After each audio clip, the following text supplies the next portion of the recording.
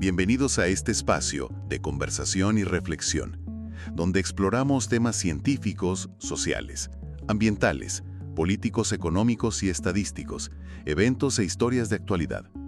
Cada episodio comenta y desmenuza eventos clave que ayudan a entender mejor la realidad que nos rodea.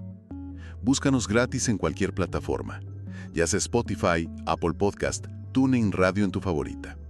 También puedes apoyar este podcast convirtiéndote en supported de este documental o directamente a través de PayPal o con criptomonedas, dejando una contribución en criptomonedas. Toda la información la encuentras en la descripción de este contenido. Síguenos, comparte y comenta.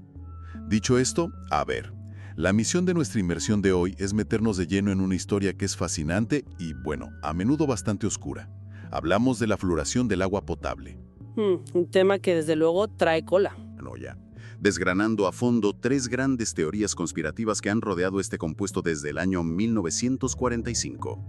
Pues para empezar a entenderlo, imagina una sustancia química tan corrosiva y tan volátil que es capaz de disolver el metal de las maquinarias en los laboratorios militares más avanzados de los años 40. Ya, suena peligrosísimo. Lo es, y resulta que esa misma sustancia es la que hoy fluye libremente por el grifo de nuestras casas, la que bebemos a diario para, en teoría, proteger nuestro esmalte dental. A ver, es una paradoja que pone los pelos de punta. Y claro, para entender cómo hemos normalizado beber algo con un historial tan violento, tenemos que viajar al 2 de septiembre de 1944. Exacto, nos vamos al Laboratorio de Investigación Naval en Filadelfia. Eso es. Allí había 3 trabajadores voluntarios, Arnold Kramish, Peter Bragg y Douglas Mikes, que bajan a intentar reparar una tubería que se había obstruida. Y ojo, estaba obstruida con un material clasificado como secreto de Estado. Y de repente, la presión cede y la tubería explota. Un accidente químico brutal. Fue atroz, o sea, un gas denso e irreconocible inundó la sala al instante. La reacción química fue tan agresiva que a los trabajadores literalmente se les quemaba el tracto respiratorio por dentro con cada bocanada de aire. Madre mía. La piel se les agrietaba y sangraba al contacto. Un soldado que estaba por allí, John Hoffman, vio lo que pasaba y corrió hacia esa nube tóxica para arrastrarlos fuera. Un acto de valentía tremendo que, bueno, logró sacar a los hombres, pero el daño ya era irreversible para Peter Bragg y Douglas Mikes. Sí, lamentablemente fallecieron horas después envueltos en unas quemaduras químicas horribles. Arnold Kramish logró sobrevivir, pero quedó temporalmente ciego y arrastró graves secuelas toda su vida. Y, a ver, vamos a desglosar esto, porque lo más indignante de esta tragedia no es solo la pérdida de vidas, que ya es terrible, sino la reacción oficial. El encubrimiento, claro. Exacto.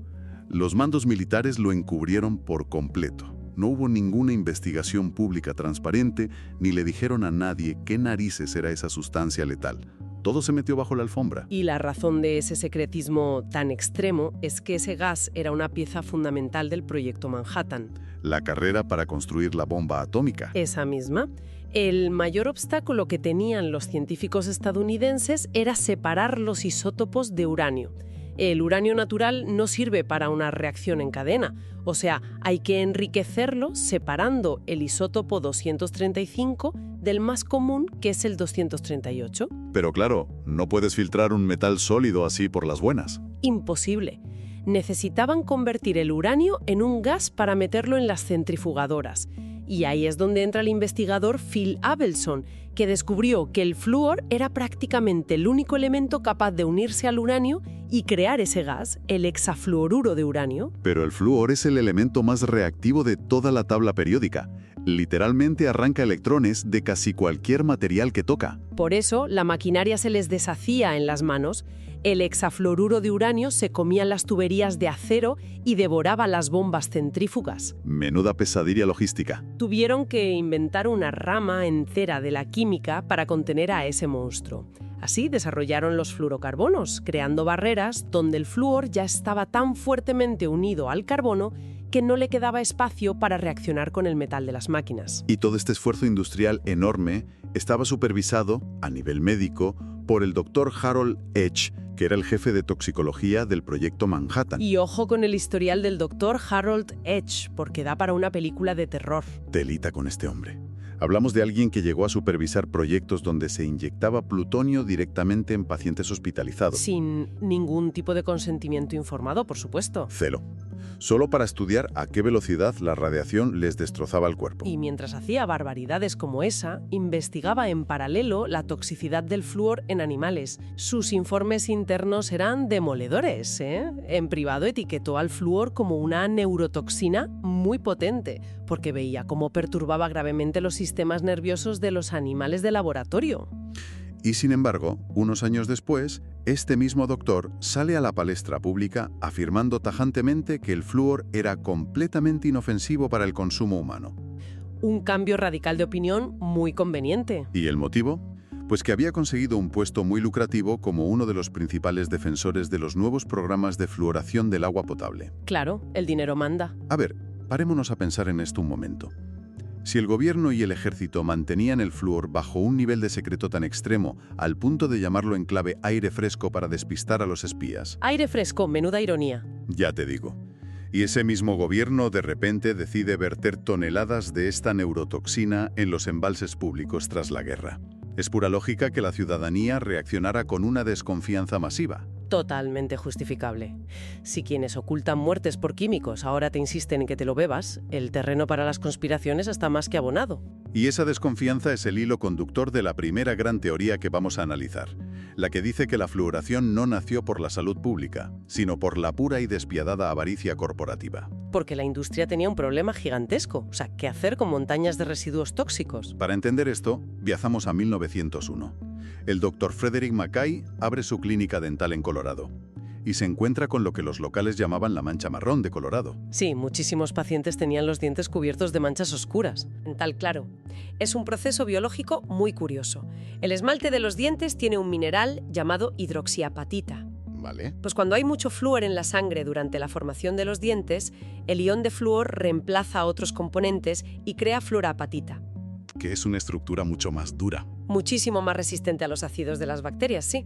Pero también altera cómo la luz pasa por el diente y por eso se ve ese aspecto moteado y marrón. Y aquí es donde la industria huele la oportunidad.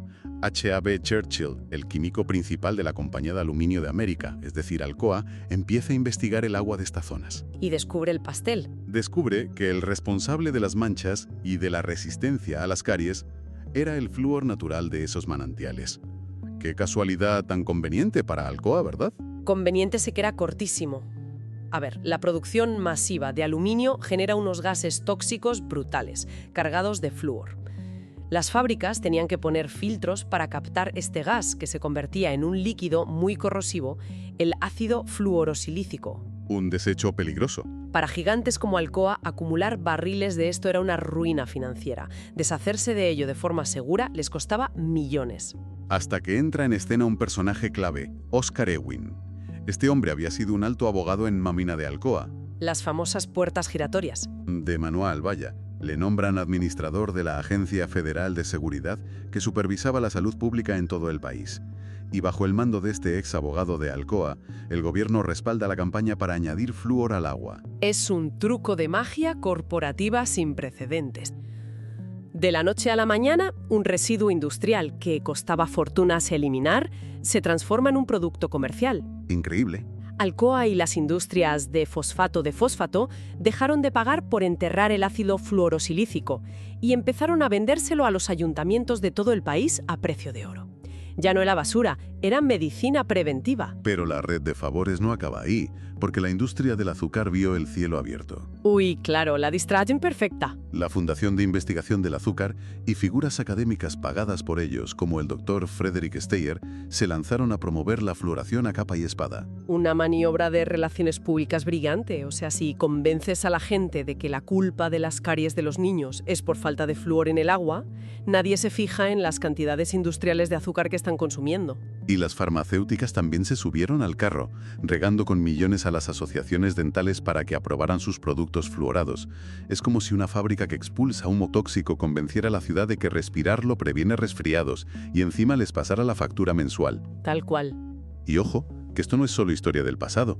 Hace poco en México, las autoridades sanitarias ordenaron retirar del mercado la pasta dental Colgate Total Clean Mint porque causaba irritación severa en las encías, dolor punzante y sensibilidad extrema. Lo que demuestra que el sello de aprobación que conglomerados como Colgate, Johnson & Johnson o Procter & Gamble compran con sus donaciones no es garantía de nada. Cuando hay tantos millones en juego, la objetividad científica suele quedar sepultada. Y bueno, antes de meternos de lleno en las siguientes teorías que involucran a la Guerra Fría y a siniestros programas de control mental, quiero hacer una pausa brevísima. Adelante. Quiero recordar a la audiencia que apoyar el trabajo de investigación y análisis de este espacio es vital. Vuestras contribuciones son las que nos permiten seguir desmenuzando estas historias tan complejas de forma independiente. Tenéis toda la información para apoyarnos en la descripción de este contenido. Muchísimas gracias a todos los que lo hacéis posible. Pues retomando el hilo, no todas las sospechas apuntaban al capitalismo. En 1945, la ciudad de Grand Rapids, en Michigan, fue la primera en añadir flúor a su red de agua, basándose en los estudios del Dr. Trent Lydin, que fijó la norma de 1 parte por millón. Pero el clima sociopolítico no estaba para fiarse de nadie, ¿eh? Estábamos entrando de lleno en la paranoia de la Guerra Fría y el miedo rojo. Un contexto de histeria total. Y ahí nace la Sociedad Jan Birch, fundada por Robert H. W. Welch, que, junto a organizadores como Murray Rothbard, afirmaron que la floración era un complot comunista soviético. La idea era que los soviéticos envenenaban lentamente el agua para socavar la salud estadounidense y anular las decisiones médicas individuales. Para debilitar al enemigo desde dentro. Exacto. Y, a ver, para ser imparciales con la historia, el miedo a la infiltración soviética tenía una base real. Hubo espías como William Whitband que se infiltraron en el proyecto Manhattan o en el proyecto Venona. Los espías existían, desde luego. Sí, pero jamás se ha encontrado ni una sola prueba de que estuvieran detrás del flúor. Fue una histeria tan grande que hasta la cultura popular se rió de ello. Acuérdate de la película Doctor Strangelove, con el general Reaper convencido de que el flúor era una táctica roja para corromper los fluidos corporales de los americanos. Un clásico. Pero aquí es donde se pone realmente interesante la cosa, porque la verdadera transgresión no fue el comunismo, sino el asalto a la democracia local por parte de los propios burócratas. Lo de Stevens Point, Wisconsin. Eso es 1949. El ayuntamiento anuncia a bombo y platillo un referéndum público para que los ciudadanos decidan si quieren fluorar el agua. Y un poeta local, Alexander Wallace, organiza una campaña en contra. Recordando que el flúor era el ingrediente activo de muchos venenos para ratas. Fíjate. Y en medio de la tensión, Wallace descubre y demuestra que los funcionarios del ayuntamiento ya estaban fluorando el agua en secreto desde hacía meses, antes de que nadie votara nada. Mintieron en la cara a sus propios ciudadanos, arrebatándoles el derecho a decidir. ¿Y no es esta arrogancia gubernamental el verdadero combustible de la conspiración? Cuando las instituciones te demuestran que son capaces de medicar masivamente a una ciudad a sus espaldas, la confianza se rompe para siempre. Esa traición prepara el terreno perfecto para la tercera teoría, que es, sin duda, la más oscura de todas. La del control mental. Sí. La premisa de que el gobierno envenena intencionalmente a la población para reducir su resistencia y volverla dócil. Una teoría que arranca con las afirmaciones de Charles E. Perkins, que declaró que los científicos nazis usaron flúor en el agua de los guetos para hacer sumisas a las poblaciones judías. Aunque es importantísimo aclarar que nunca aportó pruebas concretas de esto y no hay registros históricos que sustenten la afirmación de Charles E. Perkins sobre ese programa bajo el Tercer Reich. Pero aún así, la teoría se ha alimentado de inquietudes científicas más modernas, como los estudios sobre el coeficiente intelectual. Claro, destacan las investigaciones de F.F. Lin en China, que indicaron una disminución marginal, aunque estadísticamente significativa, en el coeficiente intelectual infantil por alta exposición al flúor. Y luego está el gran enigma biológico. La investigación de la doctora Jennifer Luke en el año 1990. Ah, sí, el tema de la glándula pineal. A ver, la glándula pineal está en el centro del cerebro y regula nuestros ciclos de sueño segregando melatonina. Pero, a diferencia del resto del tejido cerebral, está fuera de la barrera hematoencefálica y recibe un flujo sanguíneo masivo. Actúa casi como un filtro, ¿no? Exacto. Y acumula mucho calcio. La doctora Jennifer Luke demostró que el flúor se acumula allí en concentraciones altísimas y calcifica, o sea, endurece la glándula pineal.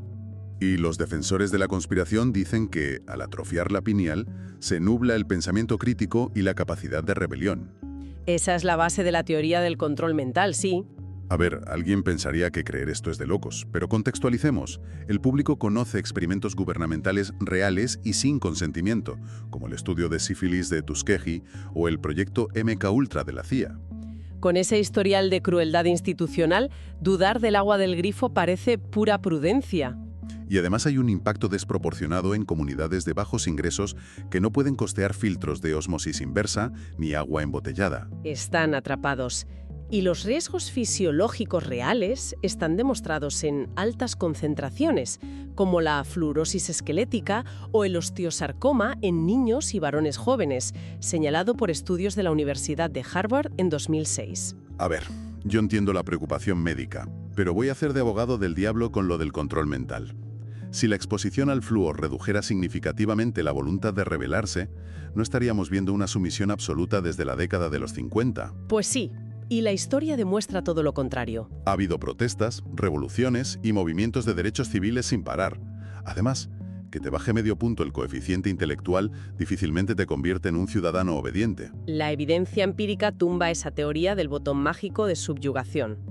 Para ir resumiendo un poco todo lo que hemos aprendido hoy, el consenso científico actual, respaldado por autores como Paul Connet, indica que la floración empezó para resolver un problema de salud pública real con las caries. Pero claro, las acciones de las corporaciones para forrarse con sus desechos, la imposición del gobierno en secreto y los peligros reales de las altas concentraciones alimentaron un escepticismo que era justificable. De hecho, la ciencia se va corrigiendo.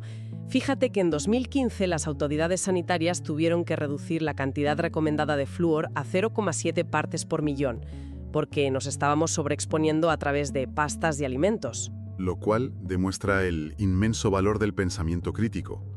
En un mundo donde la ciencia evoluciona, cuestionar lo que consumimos es vital para no caer ni en la ingenuidad de creernos la versión oficial a pis juntillas, ni en la paranoia infundada.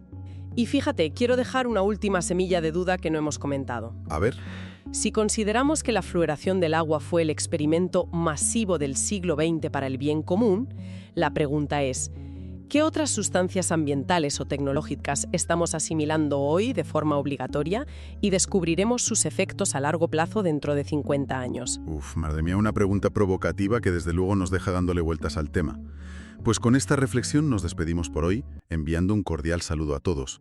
Recordad suscribiros, apoyar este espacio de análisis y compartirlo en vuestras redes para mantener este proyecto vivo. Nos escuchamos en la próxima inmersión.